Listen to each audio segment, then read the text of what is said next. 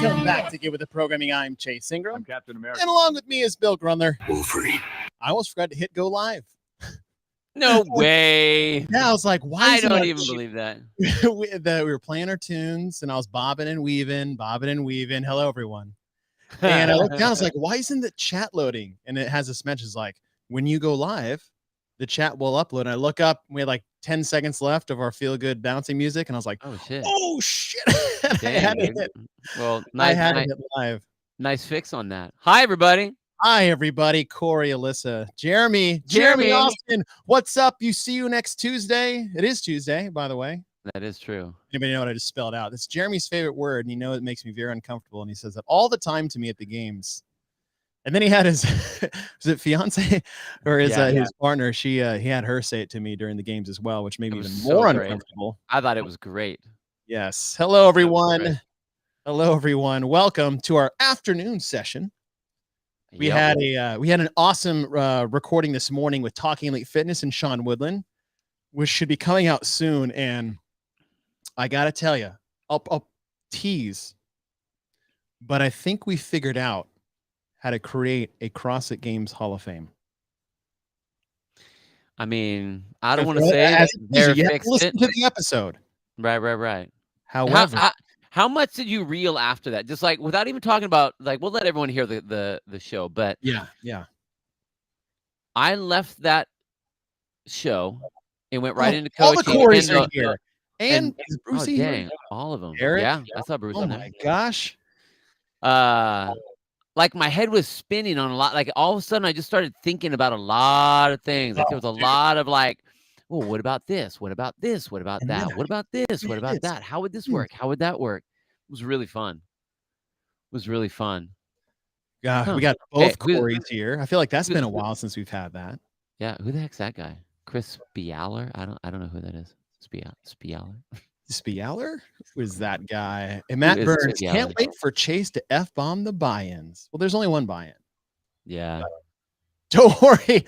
I have some feelings on that one.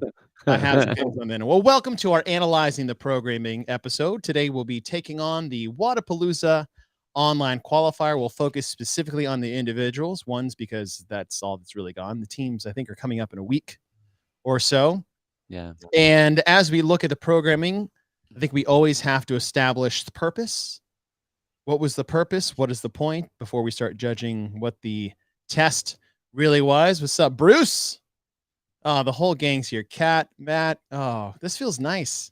Should be doing these more often instead of like butting up against Savon all the time in the mornings. Totally. Huh? But as we get into this, I'm curious to see your take. Whenever we do these Analyze the Program, me and Bill don't share our thoughts until we come on the podcast live. So you guys get a pretty raw sense of our discussions as it comes in. And it's, a little bit, what does Stefan say? What do you guys, stop talking to me. Told me Chase qualified for the elite. Yeah, right.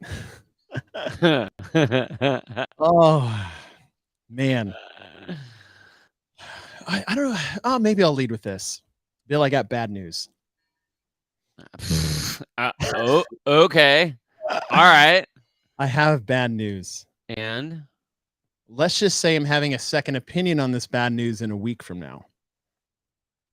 But oh shit. I think I really messed up my shoulder.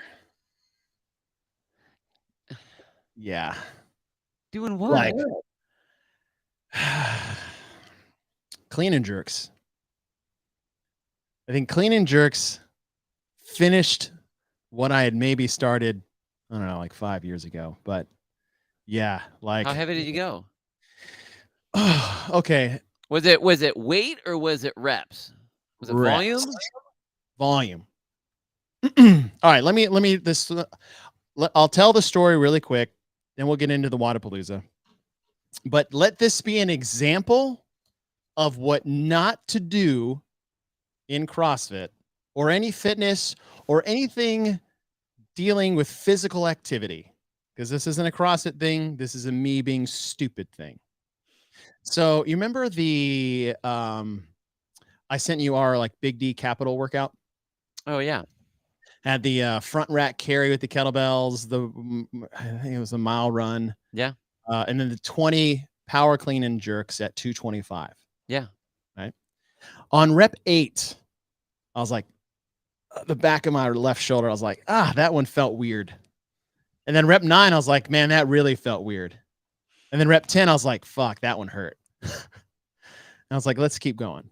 Fuck 10, that hurt. 10, that hurt. You know what? 10. I got 10 more like, in the we're bag. Halfway there.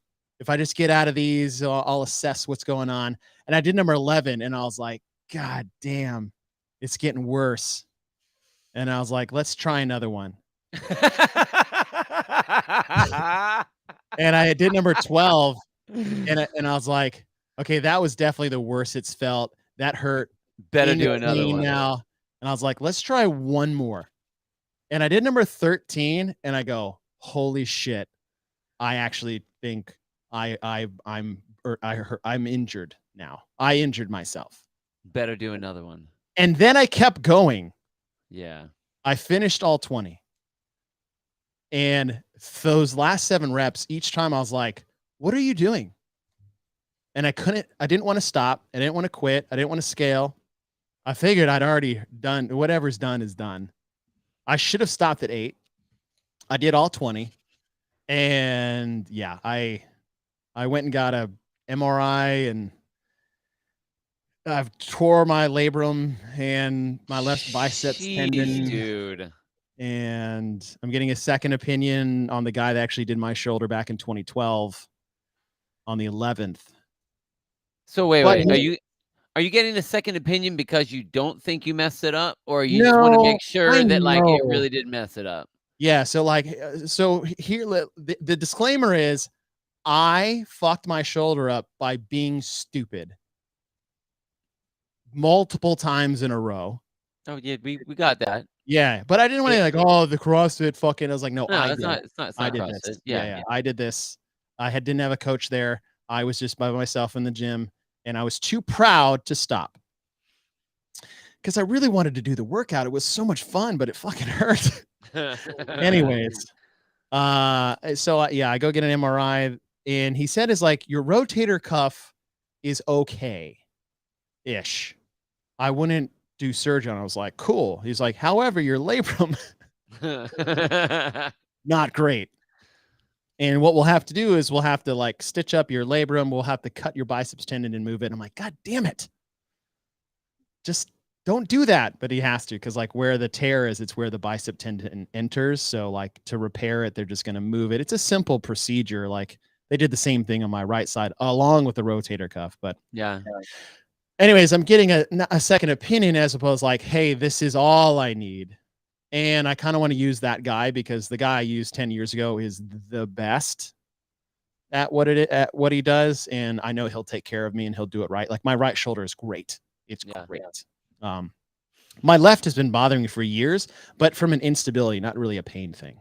So like I've had some things like that, but yeah. Wow. Yeah. I've been holding on to that since August. Dang, dude. I know.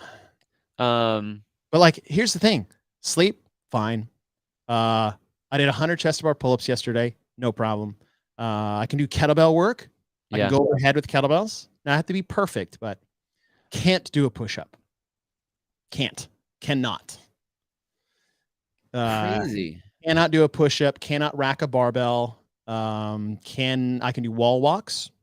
Fine. Whoa, you can do wall walks, but you can't do a push-up? Yep. As long as I'm secured, I'm good. As soon as I start engaging, floor press can't do, bench press can't do, dips can't do. It's really weird. That's why I know it's different than when I hurt when I hurt my other shoulder, I was like, I could do nothing. Right. Yeah. I can still do burpees a little bit because I'm not really, but yeah. I figured I'd break here. I say that too because like I know everybody gives me shit every episode for not doing Cal Su, and I can't do it. Like I physically cannot. I don't know. They were just You know, I talking about said your I they were promise I talking could. about your labia, so I don't know what was going Yeah, on about that one. It's a good yeah, I thing get you got that in there. it. Well, shit, man. You know,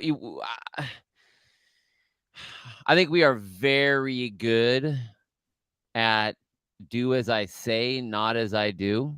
I mean, here I am. I'm a master's athlete, master's coach, try to help masters all over the world of what kind of mobility they should be doing for whatever. And first round for me is always the warm up. Always the Yes, warm up. yes. Um, so I think what's important is not the fact that you got hurt and it's like, hey, everybody, look that I got hurt. I think everyone needs to understand that like there is a consequence for everything that you do.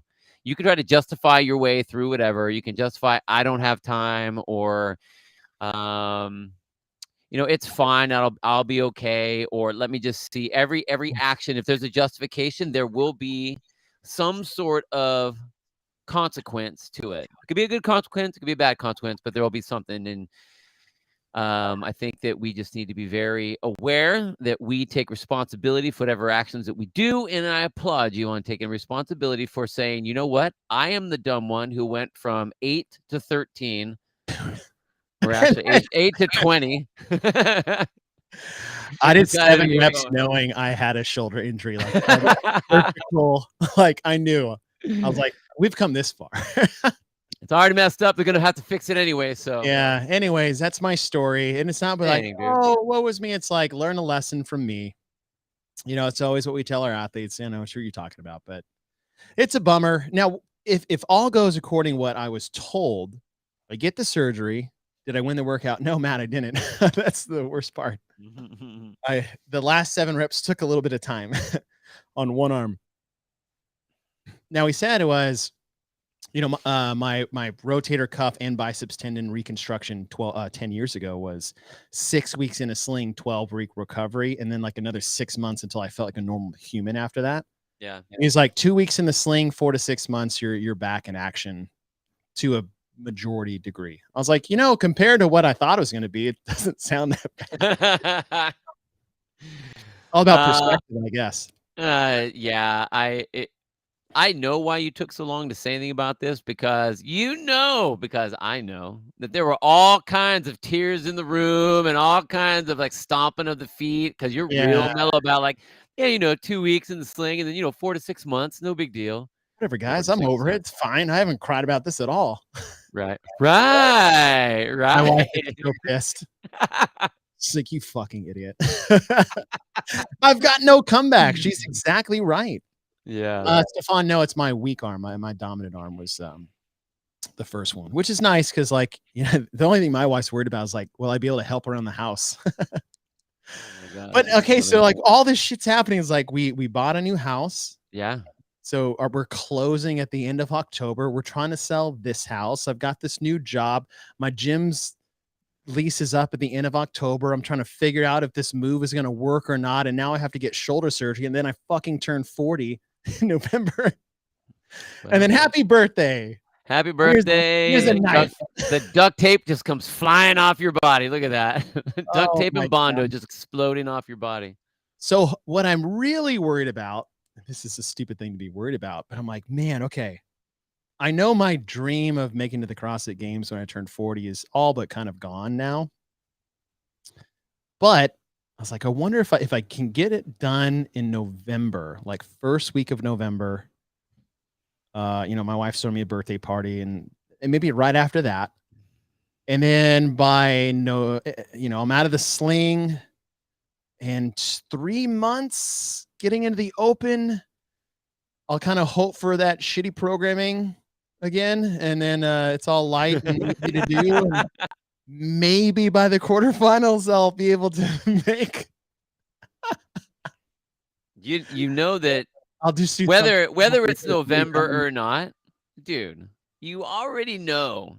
I already know that the plan that you're like the plan that you're laughing off right now is like, that's pretty funny, right? I'm already gonna do it. I'm already like calculating. It's like 4 to 6 months. Okay, like 3 months open. As long as there's nothing too heavy, maybe I can get through it. And then you're in. Yeah. Always find out. We'll see. Anyways, That's funny. Anyways, Well, yeah. sorry about that, dude. That sucks. I know you guys weren't here to listen to that story, but God, if I have to read labia one more time. All right, let's get to the good stuff. We are here to analyze the programming of the Wodapalooza Online Qualifier. And let's see. What we're going to do is, before we get started, is that this was, let's see, 6 scored events. And it qualifies the top 20 men and women to Wodapalooza that will be filtered in with the invites that they have from it. And I was told that they really invited everyone that made the games. Then who can accept. And then they have this giant elite division. But 20 from this qualify to the individual side. Yeah. I like the I like the invites. I think that's cool. But one of the things that I always liked that Wodapalooza always did was everybody does the same workouts, and from the results, that's where you get your elite, your RX, your intermediate, your whatever. I mean, there were a lot of we've seen a lot of athletes that didn't make that elite division that are now games athletes, but that was also had all those big names that were in there. They didn't have like this massive invite list on top of that. So I'm a little bummed that they had it that way. I still think that, okay, you're a games athlete, fine, I get it, but you should be able to do these. You know what I mean? Like, throw your hat in the mix. Yeah. Don't have invites?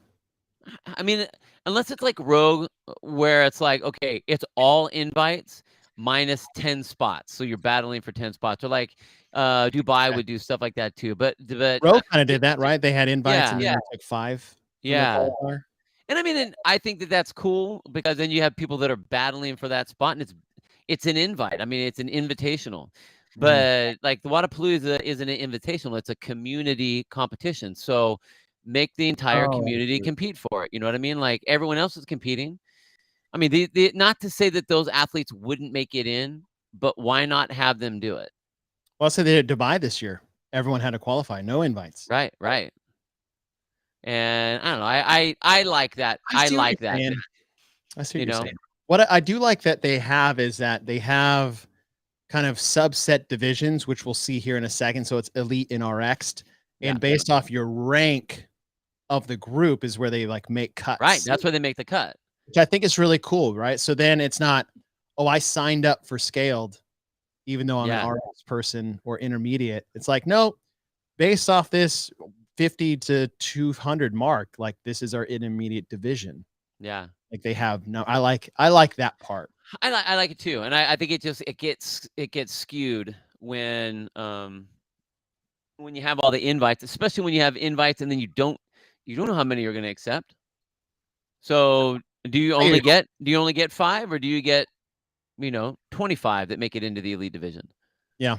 I mean, granted, you go to Wodapalooza and they'll have lanes of 40 people. So it's like they can get a lot of people out there, depending on the athletes think about that. I don't know. I'm sure the high-end athletes are like, okay, cool, I don't have to go through it. It's gonna, it'll uproot my training program that I'm doing. But fuck it. Like everybody is competing. Just because you're not a top 5 in the games athlete, or maybe you're like, I just missed going to the games. That doesn't mean that you aren't training as hard or as long or as often as these other athletes where their world has to get turned upside down for this one thing, but this over here, you don't have to. I understand hey, congratulations, you're a name, we would just love for you to come in, but why not? I mean, put them all in. I get it. I mean, they're warriors. Make them do battle. That's fair. All right. So as we look at and analyze what's coming up is that we're analyzing this based off the purpose of the qualifier, which is to take the top 20 in this elite RX pool to go to the Wodapalooza elite division. And so what we want to see is, as there is a purpose behind this, is that this should test this group enough to decide who the top fittest in the field are via this online qualifying competition, right? We've now established the ground rules of what we're basing this off of. And just like, say, the Open back in the regional days, where it was 5 weeks, that could be between 5 to 6 scored events, is that this is to take a thousands of people, usually tens of thousands in a region, to whittle down 30 to 60 of them to go into this competition. Let me ask you this on the purpose, because I was thinking about that too. I think a lot of these out of the season, classically out of the season competitions is a good time to test your fitness, to kind of see where people are, to see where you are, what you need to work on, and what you need to show up for the beginning of the season, to have some fun, to line up against some big names. But if you have a big subsection of invites, should the test that the way that you're vetting your people to compete against games athletes, if you were a games athlete, you got an automatic invite. So technically now you're supposed to be by our definition, one of the fittest athletes in the world. Okay. Should your test now, the importance become more on the level of fitness, since you are trying to put these other athletes to match up with these fit athletes that you're inviting? Or is it a completely skewed thing and those guys are kind of the carrot for that athlete that doesn't ever get that chance to go toe-to-toe with those guys? You see what I'm saying? Yeah. Like the Open. Should it be more about the fitness because you have all these invites that could possibly be there? Like, did we change the scale to it should be a fun event to now we're talking about the fittest athletes? Are we going to be matching them up on the right scale? That's a good question, because what I related this to, which was the Open days into regionals, like the regional subset was a different fitness level than, say, going Open and directly to the CrossFit games, like circa 2019, 2020. Since you're putting this basically in a pool of athletes that are CrossFit Games athletes exclusively, I actually think the test should reflect the pool of athletes that you're putting them in with, which is more of a CrossFit Games caliber group. Yeah. How do you feel? I do. And with the only thing that switches that is because of the number of invites that they're giving. If they had, and I don't remember. Last year, everyone else had, before, in the last handful of years, everyone else had to do the qualifier, didn't they? They didn't just get invited in, did they? I think they've had invites. But I feel like this year, it's a bigger. I think it's a much bigger pool. Yeah, it's a bigger group than they've had in the past. Like I said, if we're only inviting the top 20. I mean, like they've never. I've seen articles now on this. The fact that like big names are missing from the qualifier. Why? Well, because they're all getting invited. They've never said that. I've never heard that big of a thing out there before. So that's what lends me to think that there are now more invitations than there are of those big name people, which if they're going to be invited, they're not going to do it. But now because of that, I lean towards, okay, now it's not just about having fun in a community, just to see what happens. It's kind of a bigger deal. It's the same thing like the Rogue thing. When people go to Rogue, they can't go to Rogue thinking they're just going to blow it off. Like you're lining up against the best of the best. So you need to be ready to do games level battle, not out of season. I'm not really in shape battle. You know what I mean? Like, so I it's just something that as I was going through the events and seeing some of the landscape of it, that made me think about that. And I was like, I wonder if now the purpose should be changed. I see what you're saying. Just a thought. Yeah. I don't know if I'm putting too much emphasis one way or the other, but I think the one thing we can both agree on, regardless of what it is testing for, or what it's like, it has to be a well-balanced overall test to decide which 20 you're moving on. Yeah. Regardless of the pool it's going into, whether it's a certain level or fun or whatever, like this has to be an appropriately well-balanced test to get these people in. Even if we take those top end people out, if we're looking at the way they set up between elite, RX, intermediate, scaled, whatever, that does get important, because you are going to be drawing the lines on these people. So you're right. I mean, I'm going to think in general that we need to have a well-balanced test. But But I think I'm kind of leaning a little bit more to the let's make it be a closer test of fitness than just a fun in the sun for everybody. Yeah. So Plus, like you said, is like you don't want just like 20 random good at AMRAPs people to show up in a field of CrossFit Games athletes to just like enjoy your bottom 20 places. yeah, Like, totally. we should find people that are going to actually show up and do some work when they get there. Yeah. I agree.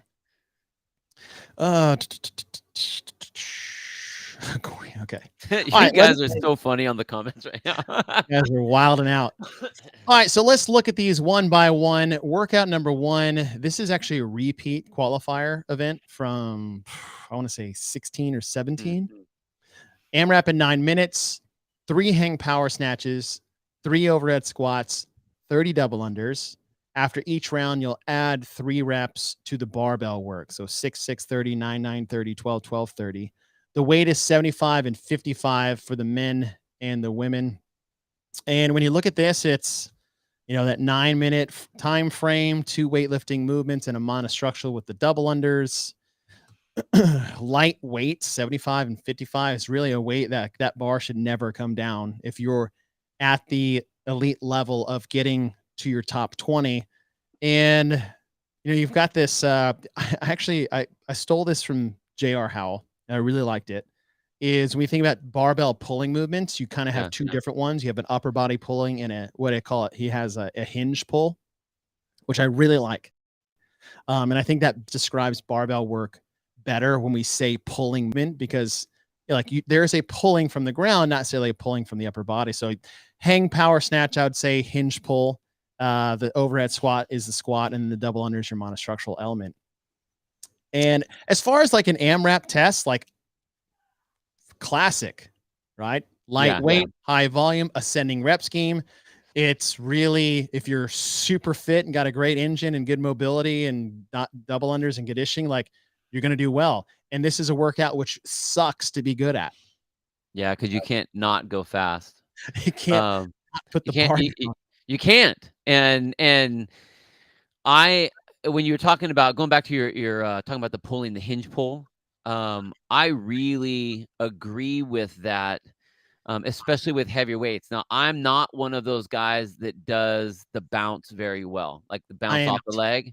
I am terrible at that. I have athletes. My brother does it really well. He's real good at bouncing. I have athletes here that if it's a hang clean or a hang snatch or whatever, they will bounce basically what their 1 rep max is right off their thighs somehow and get it up over. I don't know how they do it, but this weight right here, I could do that. I don't even know if I would hinge at all with this weight, because I would want to save my back and whatever I have until my hands start to get a little dicey. But I love this. This is the fact that it's light forces the tempo. And that 9-minute range is like, it's. Have you done this one? I did this one the first time it came out. I don't know what I got on it. It was terrible. It was bad. It's like you're so good in the beginning, you know, and you're just crushing it. Then you look up at the clock and you're like, it's been a minute and a half. Yeah. And I'm on a round of I got a long ways to go. Yeah. But I love the way it's designed. I love the way it's designed. So I think it's a great one to come back. I think it's a great test. I really do. We just got our lightweight stuff. Like, to me, when I look at this, I'm like, okay, you handled all your lightweight barbell cycling. Boom. Good. Boom. Yep. It's a classic event 1 online qualifier where no one's ousted with weight, with skill. It still has enough, you know, overhead squats you can't fake. So you still have to have that baseline skill capacity to do an overhead squat.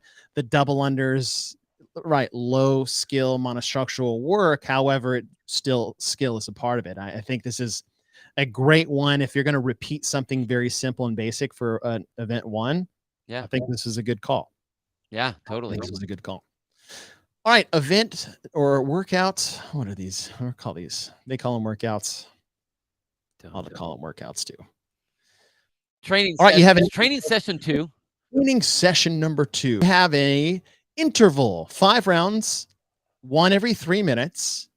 You have a 2-minute AMRAP. Each will start with 20 bar facing burpees, and then in the time remaining, max effort or max reps, clean and jerks, and then take a 1 minute rest. And now each round, I should add, this is a big part of it, you'll add weight. So for the elite, the men will go 95, 135, 185, 225, 275. The women will go 65, 95. Good. 125. Ugh. Dumb. But then 155, 185. And then totally redeem yourself. And so as the rounds get deeper in 1 through 5, weight is going to go up. Your score is the total number of clean and jerks that you do over the course of these 5 rounds. I'm down with this one, especially as a strength tested workout in an online format when you have a couple thousand people doing the test. I love the setup. Yeah. I would have brought the number of burpees down. I would have gone more like 5 or 15 for like 5 less. Well, 15. like, whoa, Bill. Not just 5 burpees. 5. Because when I look at this, it's like, okay, I can appreciate the wanting to test the strength with your increase on the bar. Like I get that part. Yeah. But if you blow them out with all of the conditioning, then you don't get a chance to test that. So there's an element of strength here. Yeah, totally. But you're going to have guys that it's like, all right, can they do 225 twice? And it's like, are we really testing their strength? It's like, no, they're blown out because they just did 80 burpees.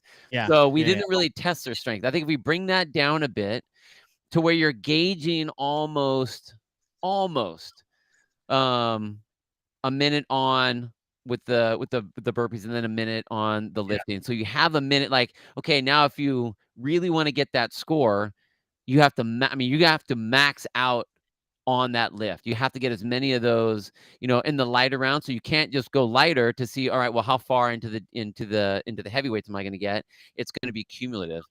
And did they score it where it was total number of cleans? That's how they scored it, right? Yes. You know what? They may have added the burpees. So what if add the burpees like, in there, whatever. The numbers in here are like 158. Hold on. Okay, well, that's probably about right. So you have 100 burpees. Plus they added the burpees as the reps. Yeah, 165, 163, 162, 162. Okay. So then all of a sudden what you have to do is it really comes down to who can move the 95-pound barbell or the 65-pound barbell, who's short and can move that the fastest. Because if I don't even get the 275 and you get it twice, well, I easily got 6 reps on the 95 more than you. Yes. Okay, so this is where I want to go. I said, I like this as a strength test, and then you finished my butt for me. You're welcome. Which is, yes, hand in hand. We're a team. As written, when you're right, the 20 too many, way too many burpees. Also, you're putting way too much emphasis and priority on the lighter weights. 100%. I am probably gonna hit 275 2 times. Well, definitely not now after the story I just went on, right? But in my prime, 1 or 2, maybe. And those burpees by then are going to take so freaking long. You're talking like a minute 20, minute 15. And now I've got to like load up and try to hit a 275 clean. Or I'm just going to send round 1 and round 2 and just go batshit crazy. And those 2 reps I don't get at the end, who gives a shit? I got 10 more clean and jerks at 95 pounds right now. Yep. Like if you send the first 2 rounds, that's basically all you have to do. Yeah. And then just not shit all over yourself at the 185 and 225. Yeah. Right. That 225 to 275 pound jump is absurd. For one. Absurd. And so you either do 15. I actually think about this. What do you think about this? Lessening the burpee number as the event as rounds go on. So maybe it's like, so you want to make the 95-pound bar worth it? Do 30, go 30. Yeah. 25, 20, 15, 10. Yeah. Right? It's like, yeah, you want to get as many reps as you can on the clean and jerks, then you have to do 30 burpees to get there. Is it worth it? I don't know. Well, You but might then get again, 5 more reps, but it's like, yeah, but you know, if I only have to do 15 and 10 on the back end, I can add up my 5. They're like, there's some in there. Okay, here's what I would do, because I think if you look as we go through all of the events here, this is your strength event. So this is where you have to put the emphasis on the strength piece. So what I would do instead is I would do more of a bring the number of the burpees down, but you have a set number of the cleans. Whether it's whether you go 10, 10, 10, 10, 10, so you can go as fast as you want, but you're only going to get 10. Okay. So now what it comes down to is everyone can get 10 clean and jerks at 95 pounds with 15 burpees in 2 minutes. Like, everyone can do that. Then it gets a little closer in the 135. You still have your minute rest in between. Then now you have your minute rest. You have less of a cardio element to it with the burpees, but you're still working the barbell cycling. But now you are going to force the people to have to get the reps in the 225 and 275, because you want to put the emphasis on the strength end. So that's what's going to be important. It's going to be those that get the most in the top number should be the winners of this event, not the one that gets the most at 95 pounds. Yes. Then it's not the strength event. It's the exact event that we just did with the 75-pound power snatch. Yeah. Okay. So you're again, I would design it a little bit for time element.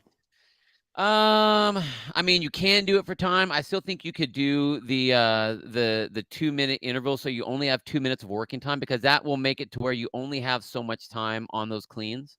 Mm-hmm. But if you whittle down the burpees, that will give you, I mean, make it to where you're thinking, okay, you have about a minute. I would say a minute. Like, once you get a minute 15 of working time on the barbell, what number do you want them to get? So if I get the 10 reps, okay, fine, I get extra rest.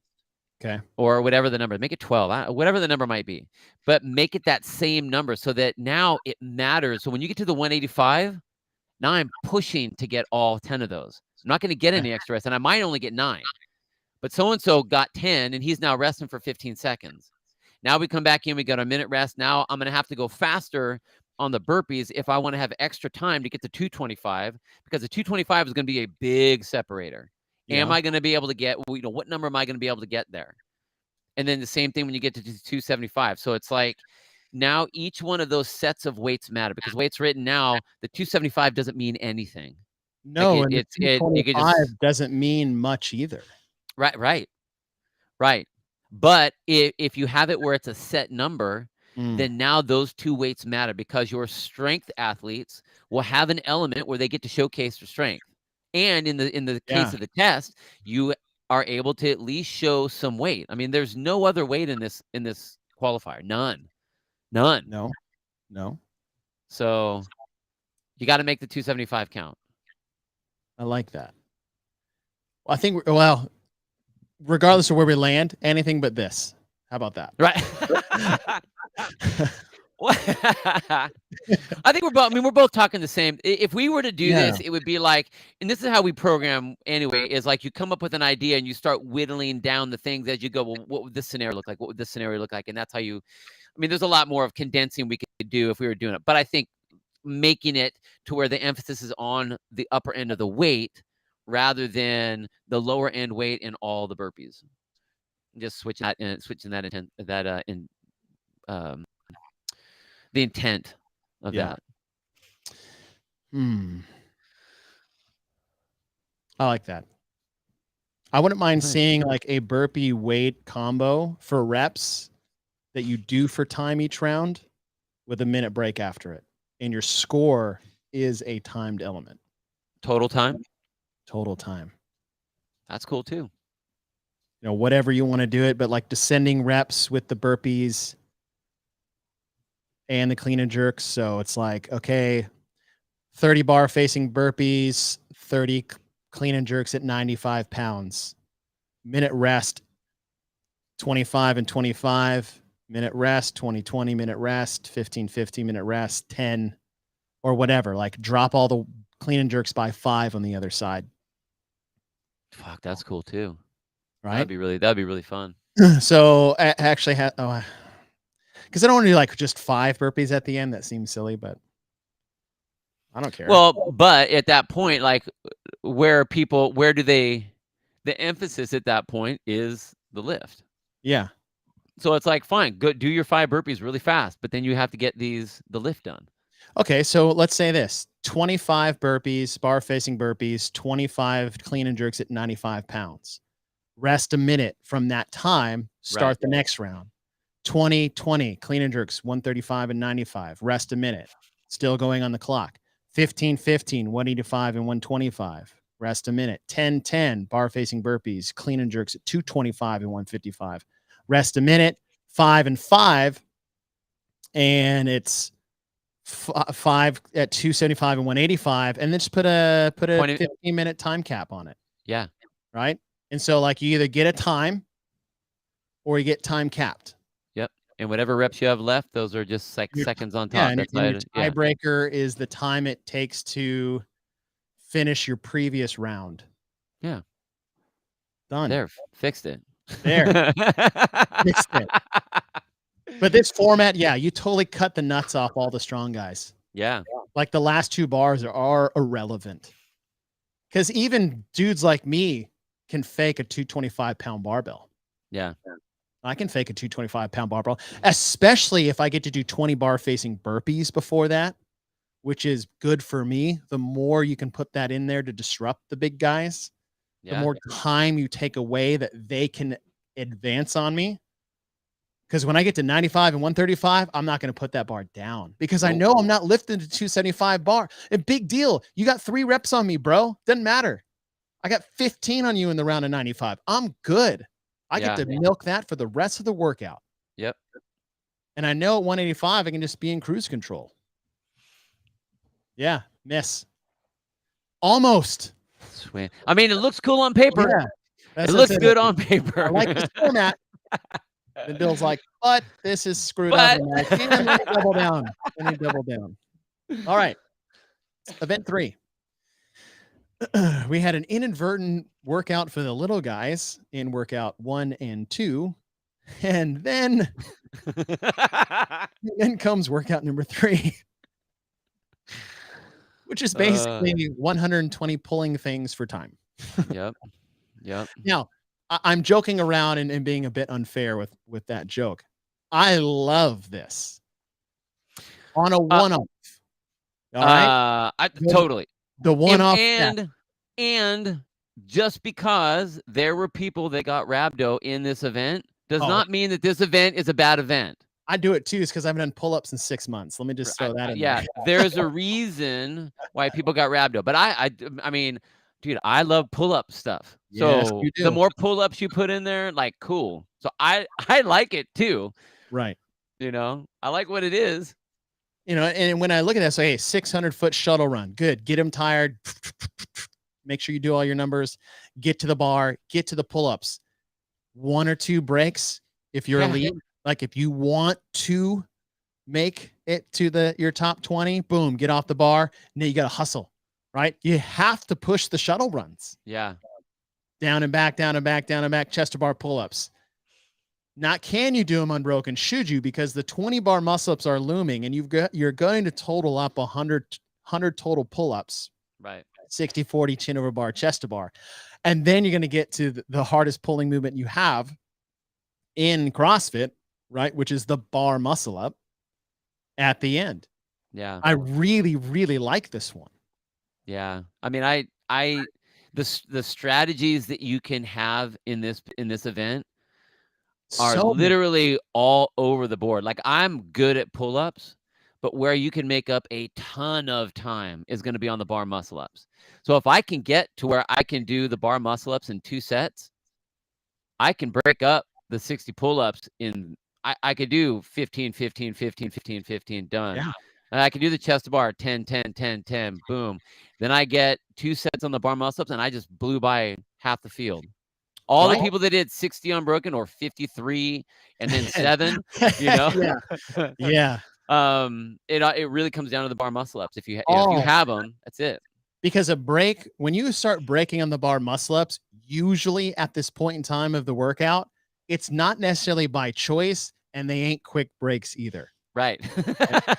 When I'm doing 60 chin over bar pull-ups, shoot, I'll just do like 10. Yeah. Because I'm going to run fast. Guess where my break time is going to be during this workout? The 60 pull-ups and the 40 chest to bar pull-ups. Yep. That's when I get to actually take breaks and rest a little bit. I'll make up those 5 seconds I broke on the 400 and 600 foot shuttle runs. But you're right. If that means I can do 1 or 2 less breaks on the bar muscle ups, when those breaks are taking 20 to 30 seconds, when in my pull-ups it's like 5. Yeah. Shake out, go back up, whoop, whoop, whoop. Breathing freely on the chest to bar, chin over bar pull-ups. Yeah. Not get to the 20 bar muscle-ups as fast as I can, and then let's see what happens. And then see if your arms are still attached to your... Yeah. I honestly, for what it's written, I wouldn't change any of this. I like it. No. I like it. And if you look back, regardless of what, okay, so let's we've anointed by itself. I like this event. We've anointed workout 3. I enjoy you. Now let's talk about your 2 dipshit friends. No, I'm just kidding. Event 1, lightweight, high volume barbell cycling in an ascending rep scheme. Okay. Workout 2 should have been a test of strength, but it ended up being lightweight, high volume barbell cycling with burpees, right? 100 pushes off the floor. Cool. I just did 120 pull-ups on the rig. I have some balance there, a little push pull. All right. I have not too much redundancy, except when we screwed up the format for workout 2. Yeah. But in perfect world scenario, this is not a bad place to balance a little bit of the test that we've gotten to so far. Not a barbell in sight. Pulling versus the pushing. Okay with it. So far. Time range is somewhere around 6 to 7 minutes. Oh, I meant to ask you this on workout 2 when we look at time frame. I put the rest period in there as part of the time of the test. Yeah. Right? As like, well, I know it was 10 minutes worth of work, but your rest period is part of the recovery process. Like it's part of the test. So I just put that as a 14-minute time. I think that's an appropriate way to do it, because the intensity that you're going to be doing because your interval is going to be ramped up. So that just kind of smears that yes, it lowers it down, but it kind of blends it in a little bit. So it's still going to be that amount of time for work. It's part of the test. It'd be like if someone disagrees with that, then okay, any workout anyone does, then just bring a stopwatch and only time the time they work and not when they rest. And that's how long the workout took. Like that's the argument against that. But sometimes you look at that as like, oh, it was only 2 minutes of actual. It's like, well, no, the rest period is a part of that. All right, let's move to workouts 4 and 5. All right. Here we are again. Hold on, wait. Let me. I'm just gonna back away while I get the soapbox for you. I'm gonna slide this up here for you. I'm not gonna soapbox. Give you a little step stool so you can step up on top of that, so you don't hurt your shoulder when you step up there. It's all right. My shoulder is already hurt, Bill. I'm gonna box jump on this motherfucker just like anybody else. All right, we come to workout 4 and 5. Now we already discussed that in elite competition, we no longer, in fact, any competition. There we go, Stefan. Yes. Mm-hmm. There's a couple joke shirts we need to come out with, like some artists that are way better than us. It's the Bill and Chase's Excellent Programming Adventure t-shirt. That needs to happen. And then some type of game of rowers soapbox thrown. All right. So in elite competition, near say maybe any competition, monostructural buy-ins of a certain nature do not need to be in there anymore. We have gotten past that as a community and competitive demographic. We've expressed why multiple times. If not, go back and listen to any podcast we've ever done that had a buy-in in it. So it starts with 1,000-meter buy-in. The intent to offset the worthlessness of the buy-in was to make it its own individually scored event. I see the intent in here. And then it goes into the chipper of devil presses, wall walks, box jump overs, wall walks, wall ball, wall walk, box jump over, wall walk, devil press. Let's just go down. We'll start with the positive. This is a cool chipper. Yeah. This is a nasty little chipper. You got devil presses for 20 reps. Again, you have this, I would say, full range of motion hinge pull to press with the dumbbells. Would you agree that's the movement pattern that we're taxing? Yeah. And then you have the opposing movement inverted from a wall walk from a gymnastics perspective. And then you go to box jump overs. It's 24 and 20 inches. Just a burner on the legs. Boom, boom, boom. Back to the wall walk. Right? Went lower body, upper body. And then you go to 80 wall ball shots. And I'll give you guys praise. 20 pound, 10 foot, 14 pound. 10 nice foot. Job. Nice job. Great freaking job, guys. And then you work your way down the chipper. I love this chipper. I'm going to steal this. I'm going to program this for the class probably next week. Great freaking chipper. Absolutely love it. Now let's go back to the row buy-in. You have two different scored events. And this is where I want people to finally come along with me and realize your own hypocritical arguments against my consistent hatred for 1 rep max tests in online competition. And this is the exact example that I give every time. And now that it's here, you can all just shut the fuck up and agree with me. I feel like this is a good start. 1 rep maxes should not be tested in online competition when there's thousands of participants. It allows too much of the niche athletes who have no reason to be involved in this competition to have an effect on the top of the leaderboard. But I also say single modality tests by themselves should also not be singular tests or events in online competition. And nobody really got it. Nobody understood. Like, what's wrong with a clean and jerk? It's fucking CrossFit. Until, voila, 1,000-meter row buy-in becomes its own single modality test, and everybody loses their freaking mind, and I just get to sit back and say, I told you so, and just enjoy bathing in your tears of wrongness. It's great. You guys get how like it completely skews the leaderboard, right? Let's give an example. Okay. I'm going to bring up the leaderboard. Hiller also does a great thing on this. Let me pull this up. For those of you like, what are you talking about? I still hate it. Still angry at my dad. All right. Workout number 4. We'll start with the men. The fastest 1,000-meter row was by Devin Brown, and he did it in 3 minutes, which is incredible. That is a great test. He also got 229th in the next event, Cat plus 188, which I'm pretty sure is he didn't do the chipper. I wouldn't be able to do the chipper either after a 3-minute. Right. Okay. Now here's an example. From first, which is 3 minutes, we'll just go 20 seconds slower. Just 20 seconds. Here we go. I'm still scrolling. Looking for a 320. Still going.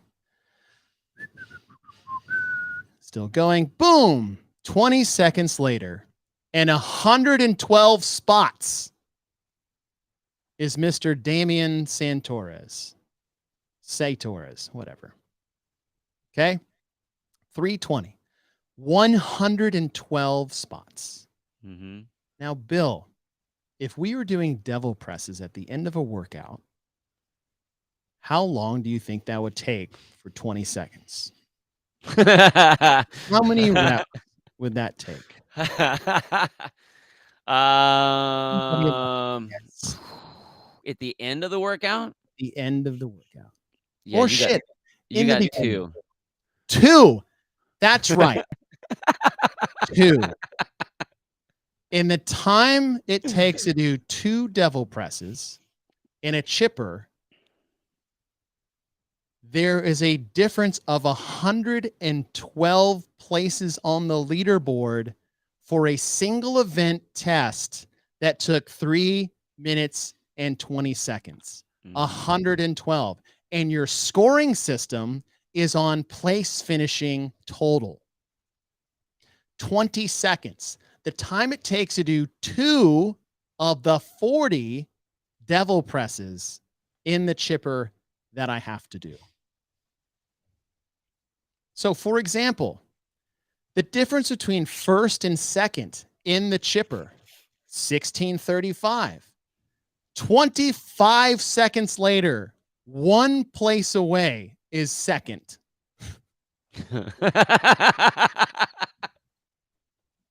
The difference of 111 spots. 111 place difference between a 20-second difference on the row and a 25-second difference. Oh, Chase, that's not fair. That's fair. Okay, fine. I'll take second place. Here, I'll even do you one better. I'll give you 3 minutes.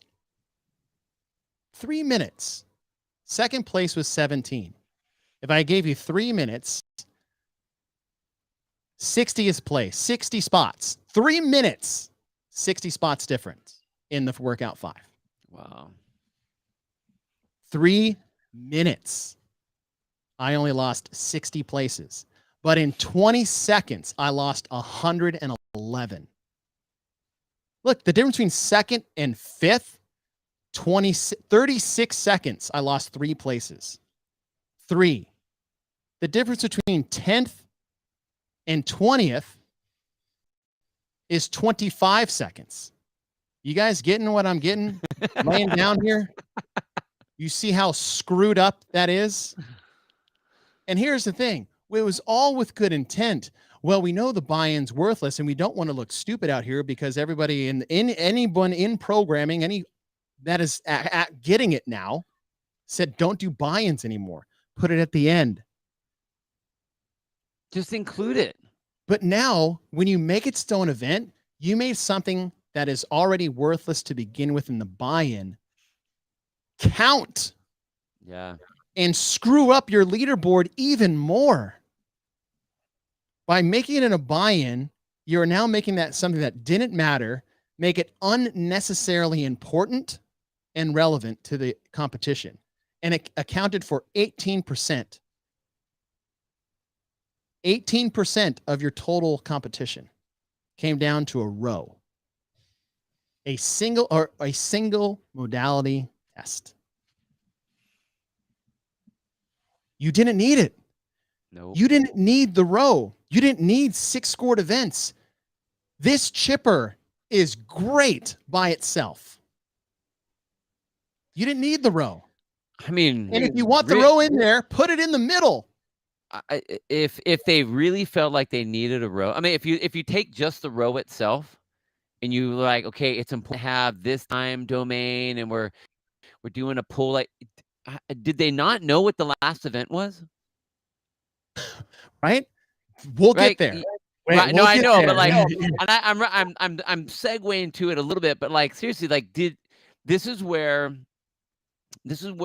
I feel, and I don't know exactly how they put the whole thing together, who did what things, but like the line, you know, as programmers, we look at like, okay, what have we hit? What do we need to get? What do we need to check the boxes off of? What's that thread that's running through our entire setup?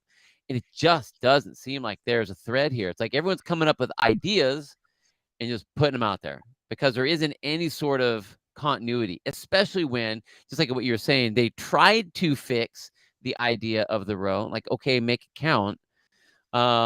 Even though it inadvertently threw a grenade into the leaderboard because it didn't make anything count. It just thrashed everything up. The best choice would be to not include it because you're basically doing it again at the last event.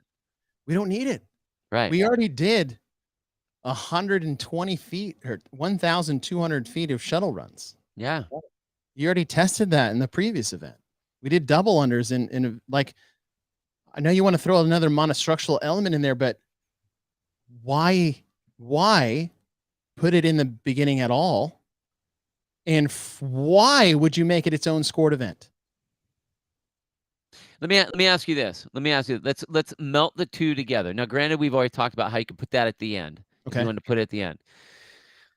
If they really felt like they needed to have the row in there, would you see breaking it up throughout event 5?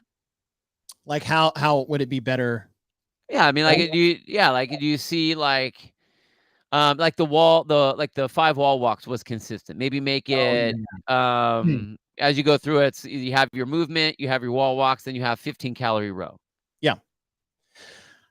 I mean, I agree. It doesn't even need to be in there at all.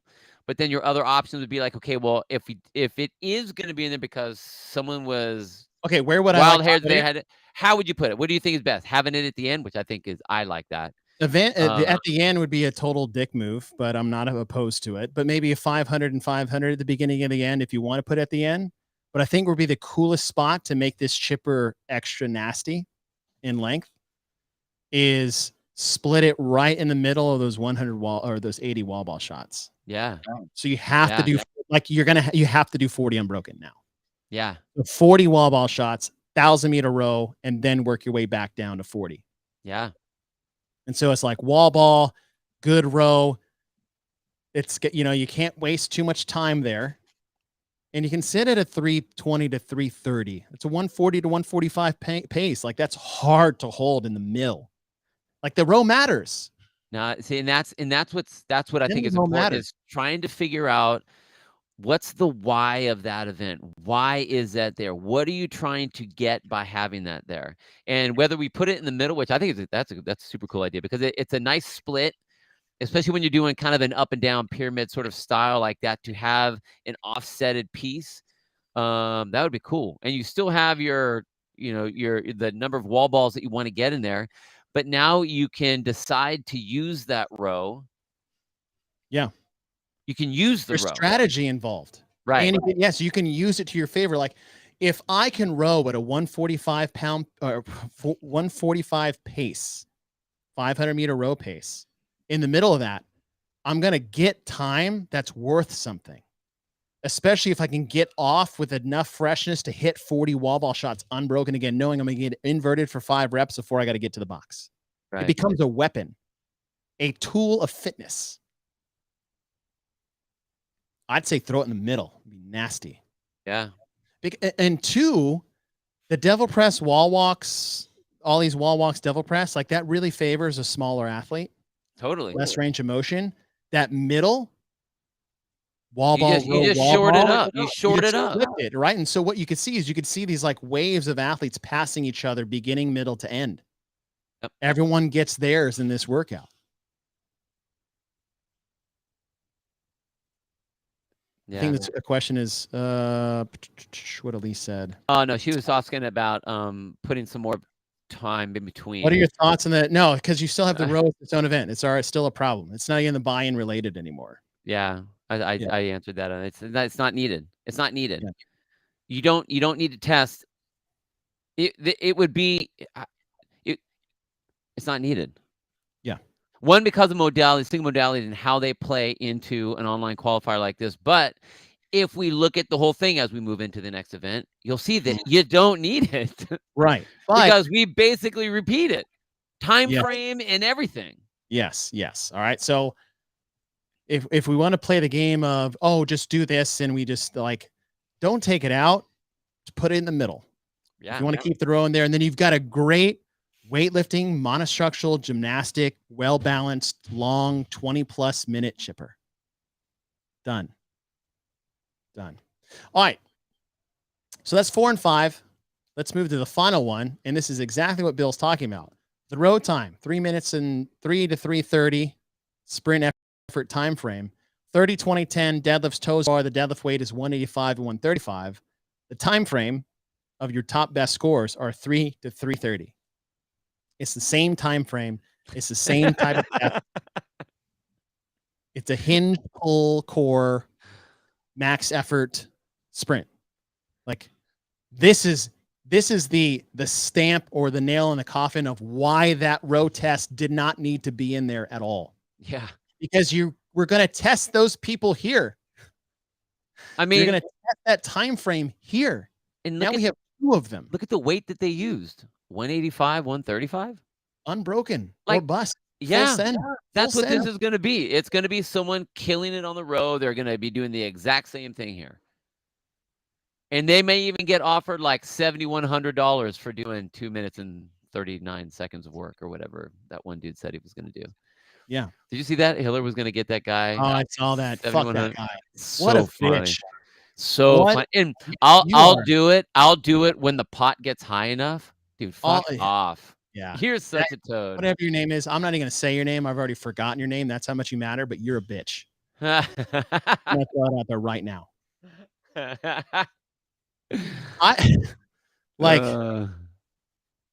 Gosh, Lee Hiller, that was great. Good.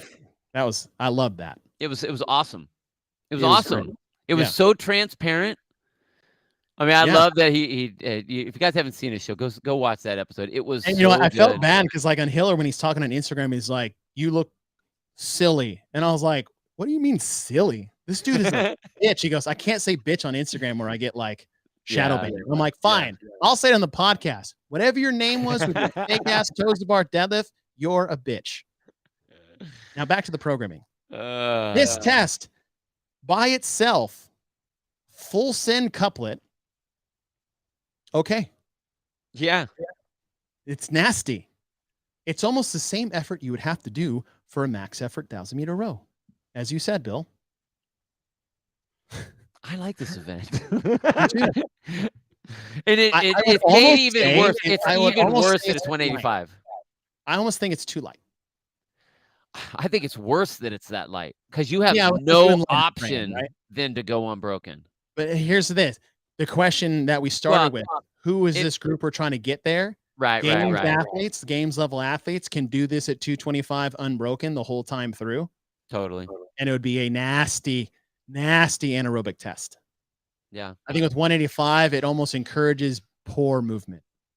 Well, everybody can do it unbroken, so now you have to blur the line to not lose by 20 seconds in 67 places. The online judging for this would be really bad. Yeah.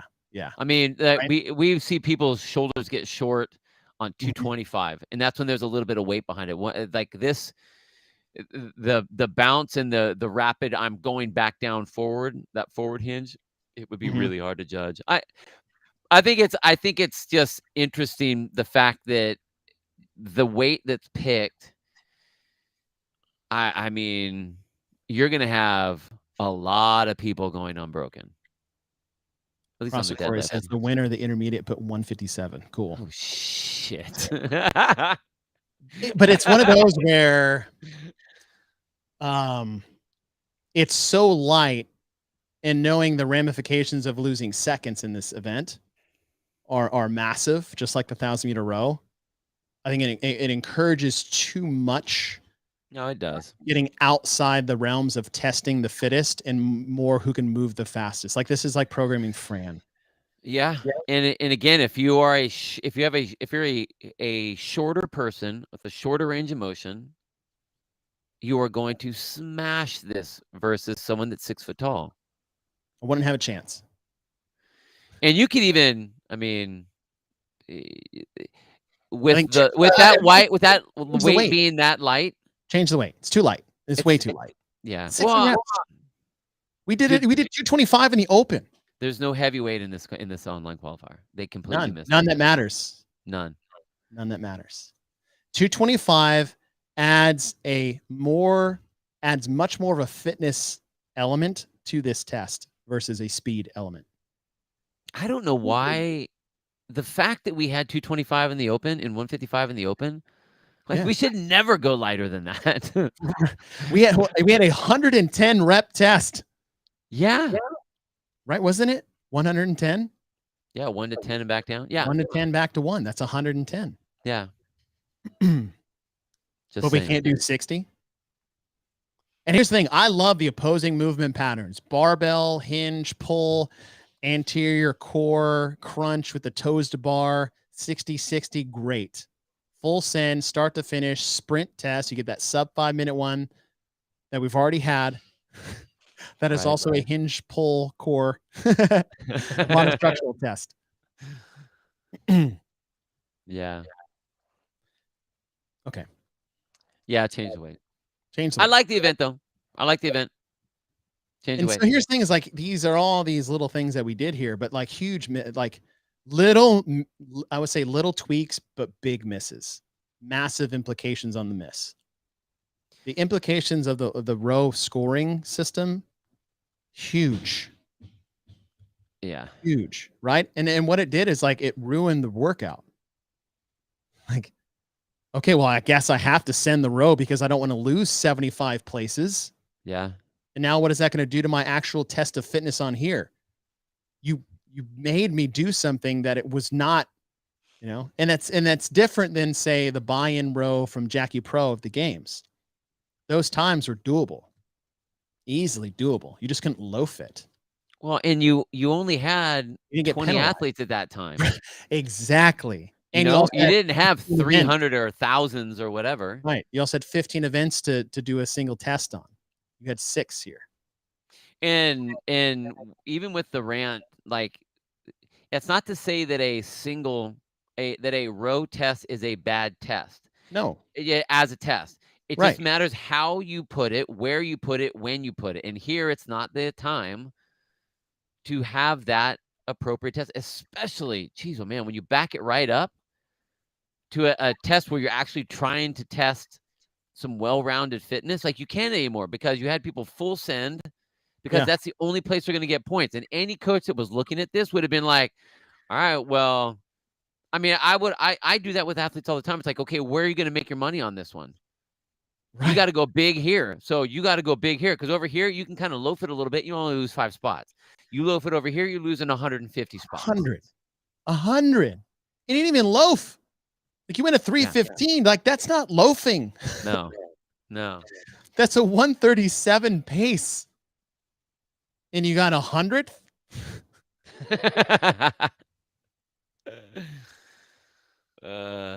Okay. Let's review. As we look at this in its total, we've had 6 total weightlifting movements, 4 of which were a hinge pull version. Right? You had the hang power snatch in workout 1. You had the clean and jerks from the floor in workout 2. You had the devil presses in workout 5, and you had the deadlifts in workout 6. You had 3 squats. You had the overhead squats in workout 1. You had the wall ball shots in workout 2. And then I guess the cleans could have ended up in a squat. Yeah, but I wouldn't even say that it was a squat because, I mean, they're trying. No. If you had to, you weren't getting very many. Yeah. That's clean. That's powers. All that. That's powers. Yeah. But at the weights at which you could utilize your strengths, you didn't get to maximize that anyways. Okay, overhead, we had the jerk on the clean and jerk, press on the wall ball shot, and I said press out for the devil press. Some of these combo movements in here. Gymnastics, we had 7. We had 3 pull. We had the chin over bar pull up, the chest bar pull up, and the bar muscle up. I know they're all 3 gymnastics, but they are all 3 different gymnastics movements. We had 2 push burpees off the floor. Wall walk is a pushing movement from the floor. Burpee, burpee. Little redundancy there. Very close. 2 jumping movements, jumping over the bar for the bar facing burpee, jumping over the box for the box jump over. So we learned our lesson from the open, but I guess not. And then a core movement, which is the toes to bar. Monostructure, we had run, row, double under. Time domains.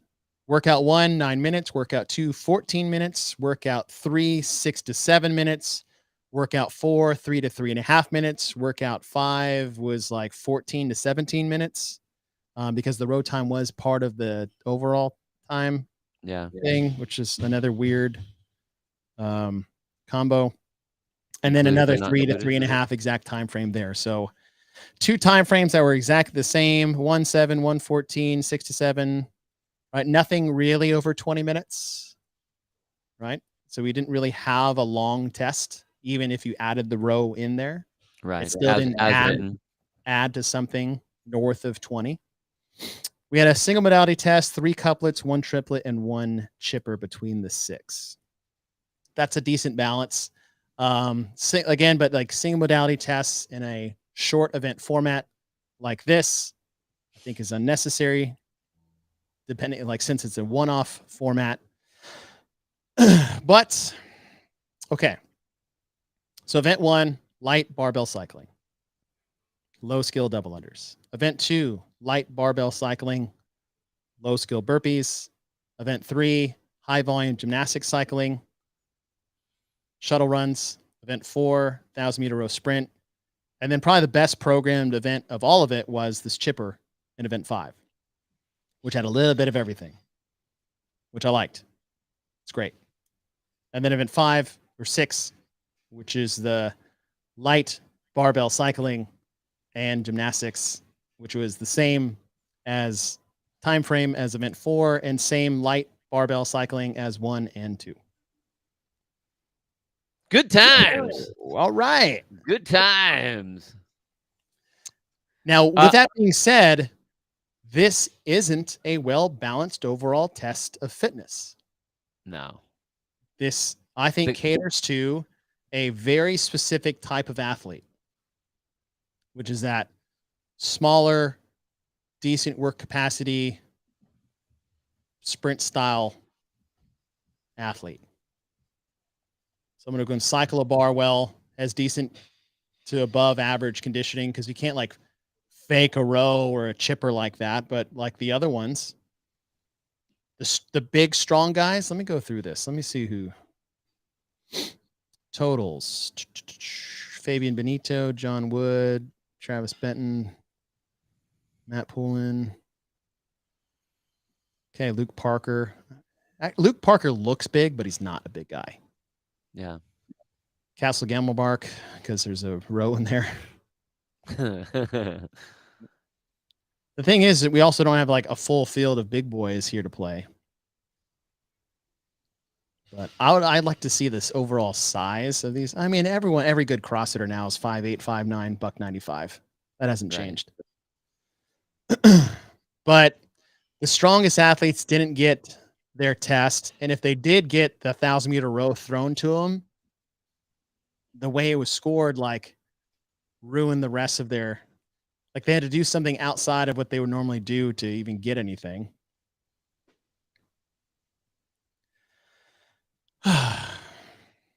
Okay.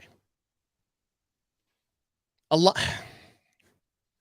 I'm trying to phrase this the right way. There's a lot of things in here that were almost right there.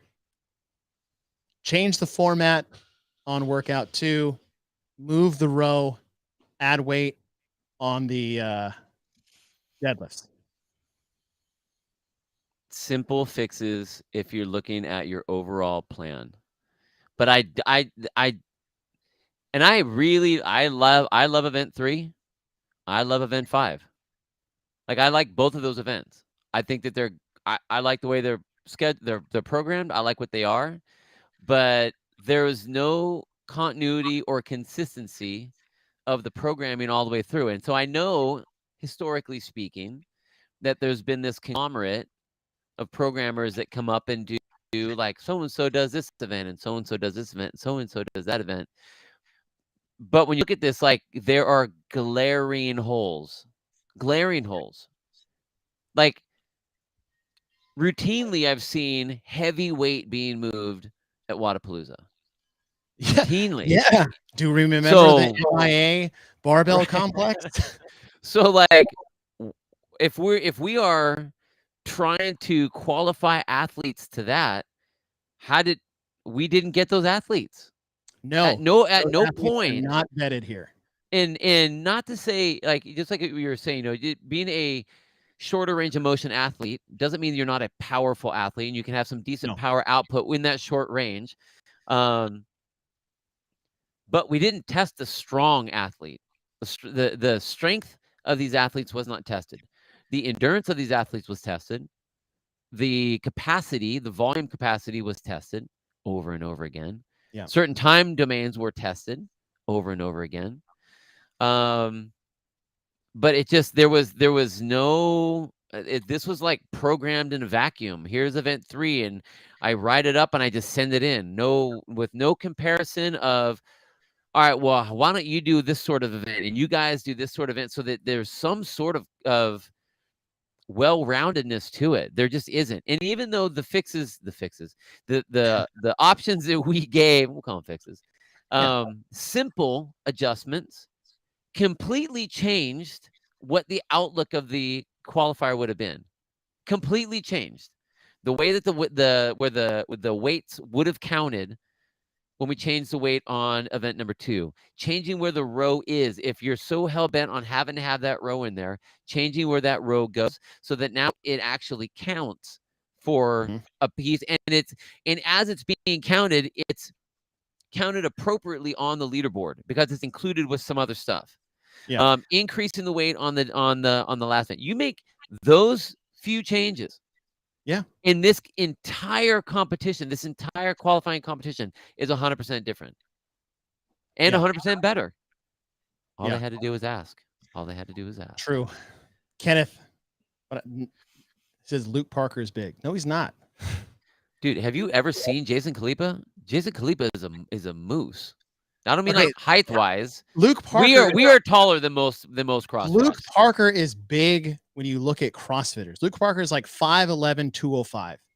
Yeah. When you think about big people, if the number doesn't start with a 6, you are not a big person. No. If you're 5'11" in CrossFit, you're Godzilla. I get it. It's not a knock on Luke. I'm just saying, like, he looks huge. But he's not a big dude. Dan Bailey looks huge too. Right. I think, yeah, so does Rich Froning. Yeah. People look big. Jason Khalipa is 5'10", 215. Like, they're the same, like, you know, he's not short. He's just like girthy. Yeah. So it's not a slight on him. I'm just saying. It's like, yeah. God knows what I would look like on the competition floor. I mean, Brent Fikowski looks huge, and he's 6'3". Like, Brent Fikowski is a big dude. Yeah. That's a big dude. Yeah. Asia Barto is a big dude. You know? You're under 6 foot. You are not a big person. You may like be muscularly big, but like, I don't know, big personalities. They have big personalities. Walk in the locker room and then tell me what you think a big person is. Go to the Rogue Invitational and stand next to the strongman, and then tell me who you think a big person is. Right? Stand next to Brian Shaw. I was like, oh my God. They make people as big as you? All right, so we have come to the end here to our Element 26 thumb tape review. We do it out of 2 thumbs. We use 1 point, whatever. You or me? Wow, I don't remember. Hmm. I'll go. Okay. I'm going with a half a thumb. Okay. Some individual good events. I like the way some of them are programmed. I think that is a miss on what they try to do as far as who they actually qualified in, and depending on what the actual events at Wodapalooza are going to look like, you're going to have some athletes that are not able to move certain objects because you didn't vet any sort of strength at all. Yeah. Overall, it wasn't balanced. There were glaring holes. And then the continuity and the understanding of the other events that are in there to know, like, okay, well, should I make it this way or that way, didn't seem to be there. The idea of we already talked in depth about the row, but the fact that you have event 4 and event 6 virtually identical. Yeah. One is on a machine and the other one is using barbells, but it's the exact same thing. Because in the old days, the scale, if you didn't have a rower back in the day, was like sumo deadlift high pull. You're basically pulling off the ground. It's the same thing we're doing here. So, like, there were just the misses that they had were like they ended up inadvertently becoming big mistakes, even though it was a slight fix to fix it. It would take nothing to fix it. Yeah. But it ended up being a gargantuan miss. Yeah. Yeah. So you said a half, 0.5? Yeah.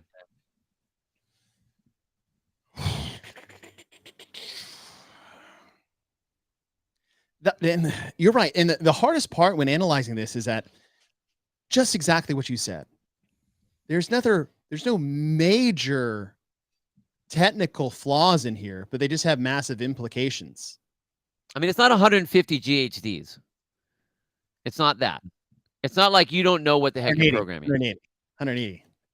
Or 180. My bad. Yeah. I went light. I blanked it out. It's amnesia. Yeah. It wasn't like you don't know what the hell you're doing, but Yeah. it just seemed haphazard. It just seemed accidental rather than this is a well planned out, well programmed. Now, did the qualifiers use multiple different people to program, or are they doing that for the finals? I was under the impression, and I couldn't pull something up right now, but I was under the impression that they had teams of people, programmers. Yeah. Right. That did everyone did an event. And they've done that the last couple of years. They've done that in the qualifiers. They've done it for the actual event too. I think this is what I see here. You see reps distributed or weights just a little off that don't match with the other 5, or there's some redundancy in the barbell lightweight cycling. I think what I see here is some things that probably didn't get vetted enough with enough testing. Yeah. I'm not sure how much testing went into these. I know they did filming, right? But filming a demo video and doing an actual test of it. I just don't see how someone could go through a workout 2 and say it's a balanced test to make the later bars matter. I don't see that. I see the weights on the final 1. Maybe it was like, hey, we want to make this more accessible to a demographic taking this test between Elite and RX, but the difference between Elite and RX these days is so small. Yeah.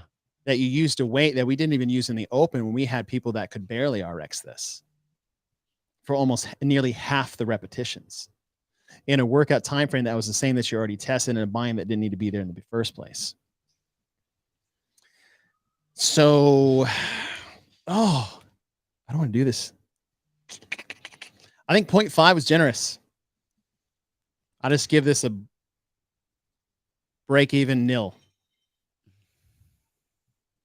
There's too many flaws in here for an event that's been around this long for the people that they're bringing to have these kind of mistakes. Yeah. I think we're at a time now to put our big boy pants on, big girl pants on, and realize that we need to do better.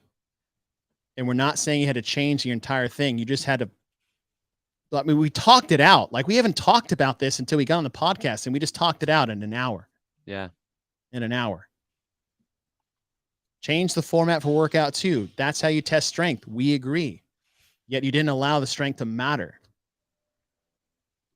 Like, your 3.5 minute test that you did twice accounted for 1/3 of your competition points. 1/3. I don't know. They got the half a thumb for event 3 and event 5 because I like those 2 events. Like, literally, that's why they got that. You know what I mean? Like, no, and I'm not trying to take away your nil. I'm not trying to take away your nil because I get it. It's not a worthless event. Like, the people that qualified, like, you are clearly good at CrossFit and better than I am, obviously, but like better than everybody that you're testing yourself. But it wasn't a balanced test to show, like, when you get there, you got tested for this field, as you said. Yeah. Right. You're ready to compete against CrossFit athletes. You that got tested in this format, you're not ready. There were a lot of doors that were not open. Yeah. Not if the program is going to be like it's been. And I've liked the programming at Wodapalooza. Yeah. They do great stuff. Terrible, nasty tests. Yeah. Pig flips and barbell complexes and swimming and sandbag cleans and curls and carries. Like, you didn't get tested to get ready for that. Not here. I'll give it a half. No, I'll give it 0.4 because I don't like it as much. 0.4. 0.4. How many tests are there? How many tests are there? There are 6 scored tests. Okay. Take that in the third. I liked event 1. I did not like event 2. I liked event 3. I did not like event 4. I liked event 5. I'm going to flip someone off. 30. Oh, shit. That's a 1. 0.4. Done. Sold. All right. Done. Sorry that took so long. 0 wasn't. That wasn't nice. Things got tested. I like some of the events. I'm programming that chipper for sure. Great. Loved it.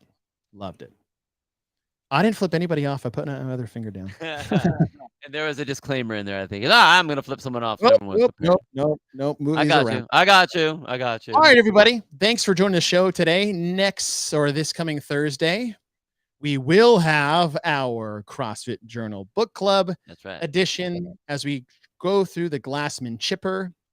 Let me see if I have this available. I can type in the chat that you guys already have. Here's the PDF that we're going with. The title is Hall of Fame Workouts. Ooh. It was very interesting to see what they put in there. Ooh. Very interesting. Because 20 years ago, the way we looked at a lot of our benchmark tests, we look at differently as our community has evolved with the training. And I think we may need to go back and look at what really is. What was their Hall of Fame workouts 20 years ago?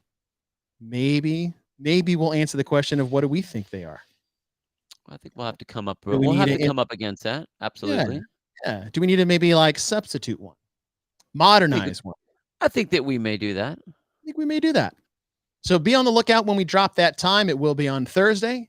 These chipper things have been awesome as we navigate our way through the CrossFit Journal. Here's a great one. Let's close this out on a positive note because I opened it with a negative one. There's a guy in the United Kingdom.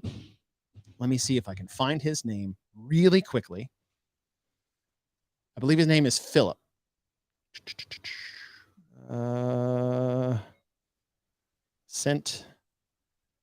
Patrick. Sorry.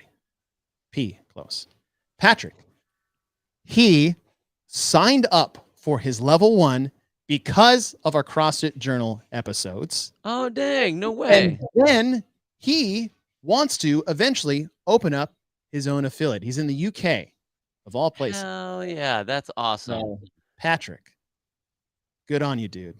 Dude, that's awesome. Yeah. It's very cool. Positive note. So if you guys want some inspiration, some joy, some positive talk, join us on Thursday. Till then, you guys have a great rest of your weekend or week as we march towards the weekend.